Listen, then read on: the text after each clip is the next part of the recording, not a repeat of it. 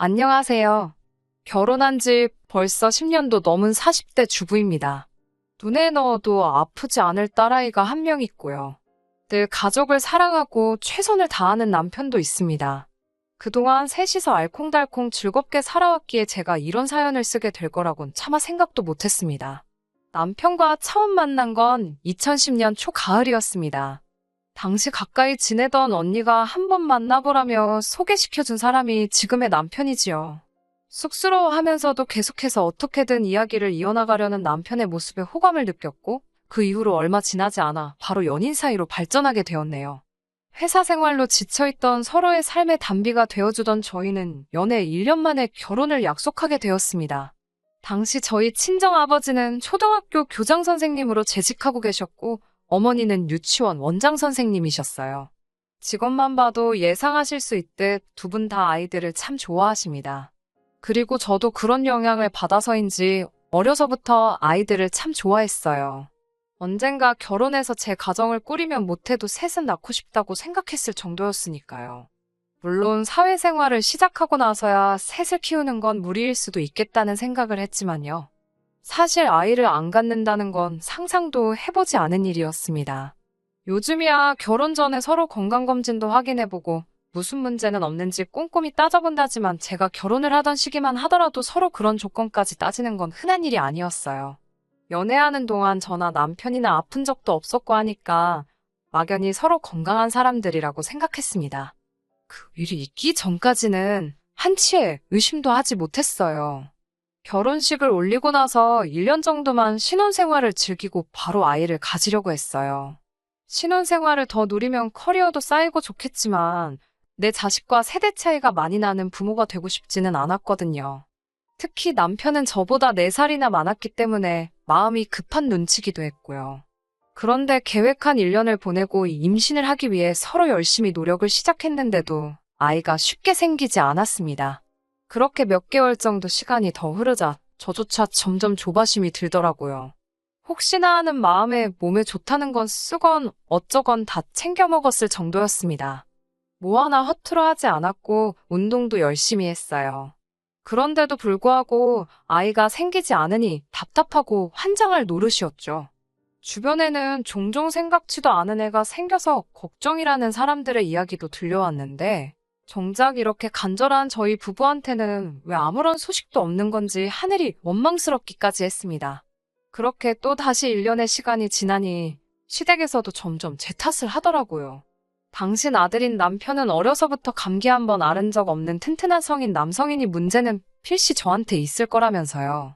의심도 아닌 확신에 가까운 시어머니의 말씀은 제 가슴에 비수가 되어 날아오길 여러 번이었고 언젠가 한 번은 제 심장이 너덜너덜해져 있을 것 같다는 생각까지 들었습니다.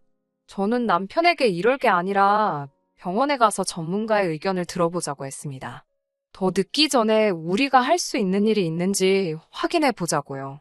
남편은 내키지 않는다며 한두 차례 병원 예약을 고의로 빼먹었고 그때 전 또다시 큰 상처를 받고 말았습니다.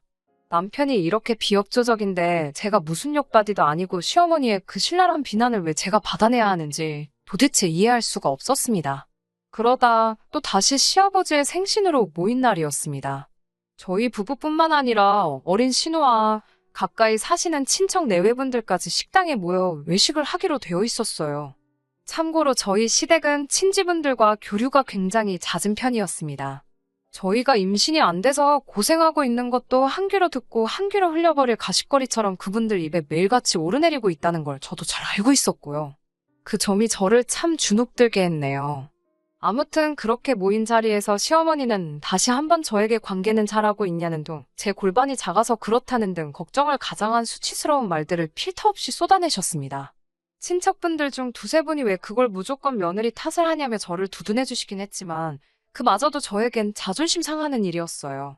결국 그날 밤 저는 남편에게 처음으로 욕을 하며 병원에 같이 가던지 이혼을 하던지 둘 중에 하나를 선택하라고 윽박질렀고 그렇게 처음으로 남편과 병원에 가 검사를 받을 수 있었습니다. 검사 결과는 충격이었습니다. 무엇 때문에 그렇게 모진 말들을 견뎌낸 건가 회의감이 들 정도였어요. 불임의 원인은 제가 아닌 남편이었습니다. 수준 떨어지는 표현 같지만 한마디로 씨가 없답니다. 씨가 적은 것도 약한 것도 아니고 없답니다. 이럴 수가 있나 싶어서 황당하고 어이가 없었어요. 더 화가 났던 건 남편의 표정이 너무나 태연하고 덤덤하더군요.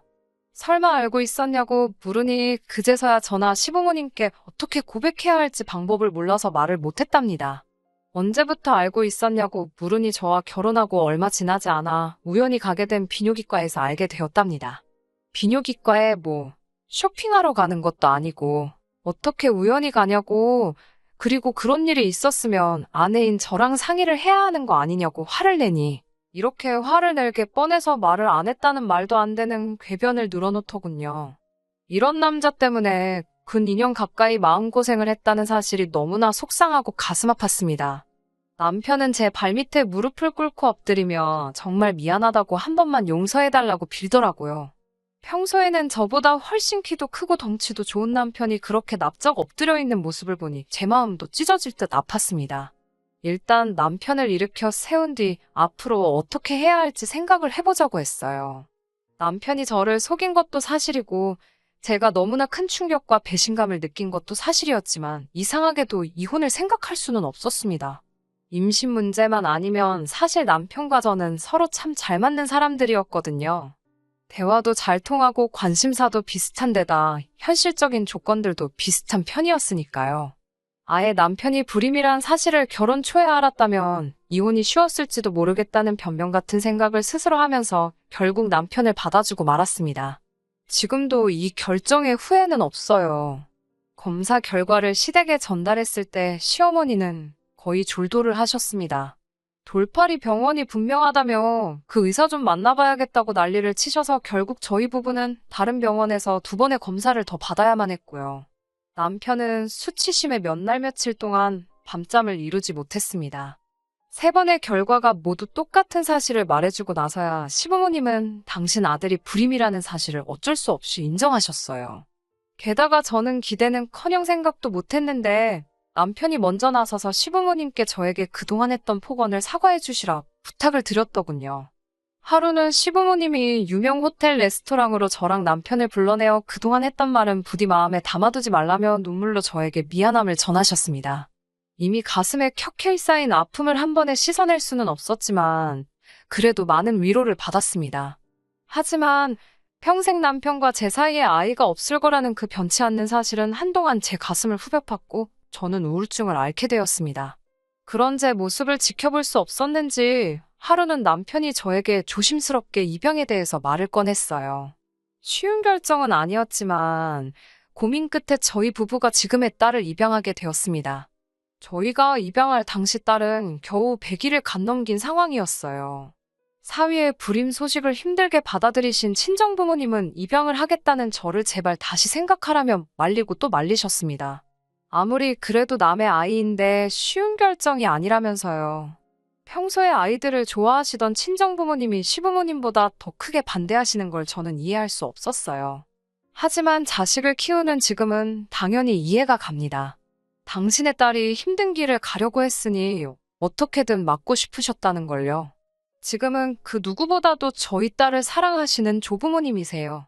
아무튼 그렇게 딸을 입양하게 되었고 딸 덕에 저희 부부는 더 큰 행복과 위안을 얻으며 얼마 전까지 행복하게 살고 있었습니다. 저희 딸은 모든 가족의 사랑을 한 몸에 받으며 자랐고요. 단 한 가지 저희 가족에게 비밀이 있었는데 그건 바로 시댁 친지분들은 저희 딸이 입양하라는 사실을 모르신다는 거였지요. 입양 사실을 숨기게 된 데에는 몇 가지 이유가 있었는데 일단 저희 시어머니는 자존심이 굉장히 강하신 분이라서 다른 친지분들께 당신 아들이 불임이라는 말을 차마 못하시겠다 하셨고요. 둘째는 입양에 대해 아직도 많은 사람들이 색안경을 끼고 보는 일이 많은데 그런 편견 속에서 저희 딸을 자라게 하기 싫었던 저와 남편의 의견도 있었습니다. 주변 사람들에게 거짓말을 하게 된 점에 대해서는 지금도 미안하고 유감스러울 뿐이에요. 하지만 당시에는 무엇보다도 딸을 건강하고 행복한 환경에서 키우고 싶었던 저희의 욕심이 가장 중요했고 훗날 사람들이 알게 되리라도 이해해 줄 거라 믿었어요. 남편에게는 나이 차이가 제법 나는 신호가 있어요. 11살이나 나이 차이가 나는데 그래서인지 시부모님이 공주님 대접을 해주면서 키우셨어요. 그래서인지 솔직히 예의도 없고 제멋대로입니다. 저한테는 언니 하면서 잘 따르긴 했지만 제3자의 눈으로 봤을 때 소위 착한 학생보다는 날라리에 가까웠지요. 제가 이러쿵저러쿵 할 자리는 아니었기에 별말은 안 했지만요. 그런 신우가 2년 전 아이를 가졌습니다. 저와 남편은 누려보지 못한 기쁨이었기에 한껏 축하해주고 싶었지만 그럴 수가 없었습니다. 왜냐하면 아이 아빠가 누군지 아무도 몰랐거든요. 신우 본인조차도 누가 아이 아빠인지 모르겠다며 입을 딱 다물고 말을 안 하니 온 가족 속이 썩어 들어가는 상황이었습니다.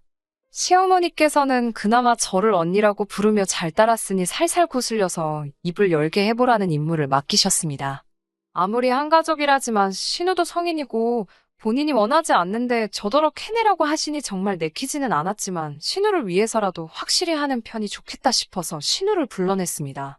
신우에게 도대체 어떻게 된 상황이냐고 몇 번을 돌려 물어봤지만 신우는 뾰로통한 표정만 보일 뿐 자기가 낳아서 잘 키울 거니 관심 끄라는 식이었어요.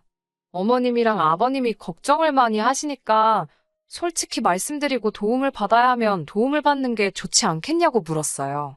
그런데 신우가 갑자기 무슨 도움이냐며 저를 노려보더니 언니는 지금 내가 뱃속에 있는 아이를 포기라도 했으면 좋겠냐며 지금 샘나서 그러는 거냐고 묻더라고요. 순간 제가 무슨 말을 들은 건지 어이가 없어서 뭐라는 거냐고 되물었습니다.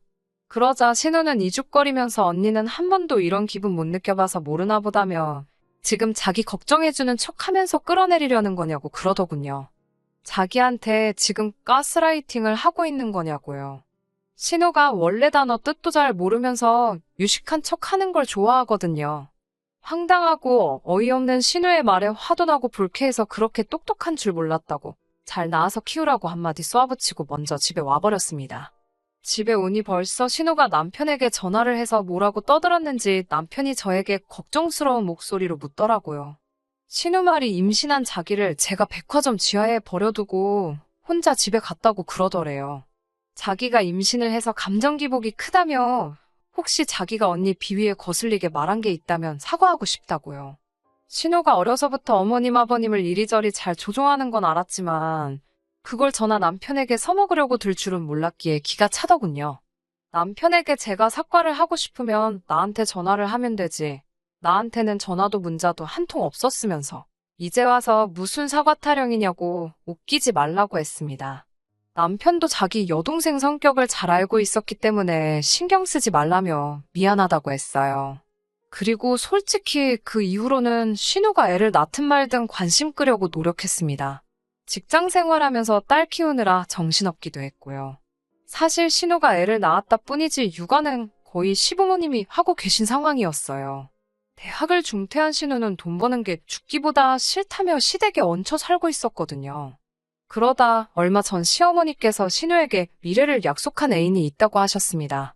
그 소식을 전하는 시어머니의 표정은 요즘 그 어느 때보다 한층 밝아 보였는데 그 이유를 알 것도 같더라고요.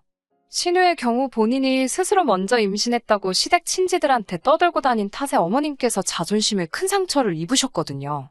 게다가 평소에 모임도 많고 운동도 좋아하시던 분이셨는데 졸지에 육아를 떠맡게 되시면서 거의 대부분의 시간을 집에서만 보내셔야 했고요. 그런 어머님께 신우의 애인은 어떻게 보면 한 줄기 희망 같은 게 아니었을까라는 생각이 들어요. 하지만 며칠 뒤 신우는 온 가족에게 충격적인 소식을 전했습니다. 그 남자와 결혼을 할 건 맞지만 그 남자에게 자기에게 애가 있다는 소리는 못했다는 거예요. 말할 타이밍을 놓쳤다나요. 순간 어쩜 지 오빠랑 저렇게 똑같을까 하는 생각이 머리를 스치더군요. 신우는 말없이 저를 쳐다보더니 그래서 말인데 언니가 우리 딸 좀 키워주면 안 되냐고 묻더군요. 제가 그게 무슨 소리냐고 하니까 어차피 첫째도 입양이니까 자기 딸도 저더러 입양을 하라는 거예요. 남편이 나서서 그게 무슨 말도 안 되는 소리냐고 하자 생판 모르는 남의 자식도 키우는데 왜 조카는 안 되냐고 억지를 쓰기 시작했습니다. 피도 한 방울 안 섞인 남도 키우는데 자기 딸은 최소한 4분의 1은 섞였다나요. 어디서 나온 계산법인지도 모르겠고 말 같지도 않아서 제가 웃었습니다. 신우는 자기가 지금 농담하는 것 같냐며 저를 또 다시 노려보기 시작했고 지난번처럼 또 당할 소냐 싶었던 저는 똥은 신우가 싸놓고 그걸 왜 나더러 치우라는 거냐고 화를 냈습니다. 그러자 신우가 지금 자기 딸더러 똥이라는 거냐며 달라들더라고요. 그래서 어른이면 어른답게 자기 일은 스스로 책임을 지라고 남한테 떠넘길 생각하지 말라고 다시 한번 받아쳤어요.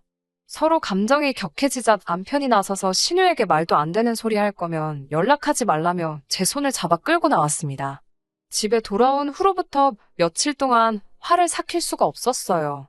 비록 입양이어도 저에게는 눈에 넣어도 아프지 않을 제 목숨을 바쳐서라도 지킬 소중한 딸인데 괜히 신우에게 천덕꾸러기 취급을 받는 것 같아 가슴이 아팠습니다. 그러다 시부모님께서 연락을 해오셨어요.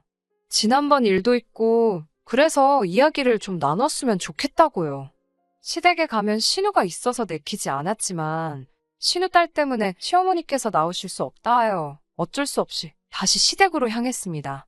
시어머니를 따라 안방에 들어갔는데 시어머니께서 저에게 너무 매정하게 생각하지 말라면 아이만 먹었지 철딱서니가 없다고 그냥 저더러 한번 참으라 하시더군요. 그러면서 시부모님 있는 데서 신우한테 그런 식으로 말한 건 제가 잘못한 거랍니다. 그 말을 들으니 마음속에서 반발심이 일었지만 꼭 참고 있었어요. 곧 딸을 데리러 유치원에 가야 되는 상황이라 무슨 일로 부르셨냐고 물었습니다. 시어머니는 곰곰이 생각해 보셨다면서 신우 말도 틀린 건 아닌 것 같답니다. 덧붙이시는 말은 더 가관이더라고요. 그렇다고 신우 혼삭기를 막을 수도 없는 노릇이고 당신 손녀를 남에게 맡길 수도 없는 거 아니냐고 하시더군요.